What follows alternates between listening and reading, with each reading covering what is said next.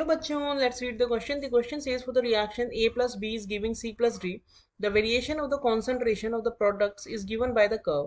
Here the concentration and time plot is given. Here four plots are given. X is decreasing with time, Y and Z are increasing with time, W is first increasing then decreasing. So here options A is Z, option B is Y, option C is W, and option D is X. So first of all, let us check the key concept of the question. The key concept of this question is that suppose एक reaction हो रही है, A is giving a product P, तो concentration जो reactant की है वो with time decrease होती है, क्योंकि रिएक्टेंट हमने इनिशियली कुछ बहुत ज्यादा मात्रा में लिया होगा, कहीं ना कहीं से तो हमने किसी कॉन्सेंट्रेशन से स्टार्ट किया होगा रिएक्शन को, तो टाइम के साथ वो यूज होता चला जाता है और प्रोडक्ट में कन्वर्ट होता चला जाता है, इसलिए उसकी कॉन्सेंट्रेशन विद टाइम कम होती चली जाती है, जबकि प्रोडक्ट जो होता है उसकी कॉन्सेंट्रेशन इंक्रीज होती है विद टाइम, क्योंकि प्रोडक्ट इनिशियली जीरो थी, उसकी कॉन्सेंट्रेशन कोई भी प्रोडक्ट था नहीं, और जैसे जैसे टाइम बढ़ेगा वैसे वैसे रिएक्शन जैसे जैसे बढ़ेगी वैसे वैसे उसकी कॉन्सेंट्रेशन इंक्रीज हो जाएगी। तो अब अगर हम इस क्वेश्चन का कंप्लीट सोल्यूशन देखें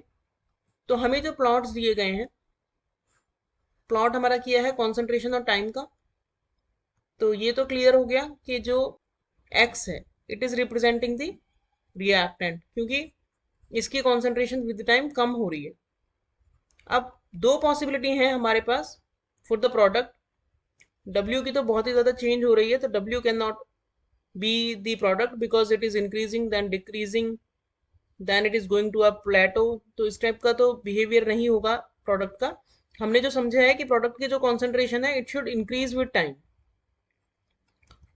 तो उसके लिए हम दो प्लॉट्स देख सकते हैं। एक तो हमें दिया है Z से जो कि कॉन्स्टेंटली इंक्रीज हो रहा है, और दूसरा हमें दिया है Y से जो कि इंक्रीज हुआ और उसके बाद एक ऑलमोस्ट प्लेटो पे आ गया।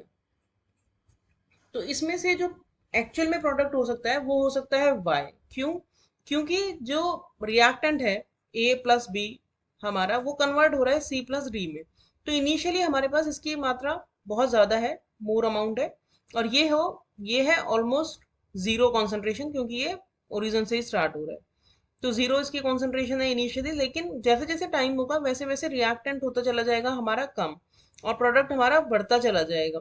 लेकिन कुछ एक टाइम ऐसा आएगा जब रिएक्टेंट बहुत ही कम रह जाएगा और प्रोडक्ट जो है वो कंटिन्यूसली लीनियरली नहीं बढ़ सकता, शुरू में बहुत तेजी से बढ़ेगा, और लेकिन जैसे जैसे रिएक्टेंट कम होने लग जाएगा ऐसे ऐसे ये भी ऑलमोस्ट कांस्टेंट होने लग जाएगी कॉन्सेंट्रेशन ऑफ रिएक्टेंट, या फिर हम कहेंगे कि बहुत ही कम बढ़ेगी बाद में जाके।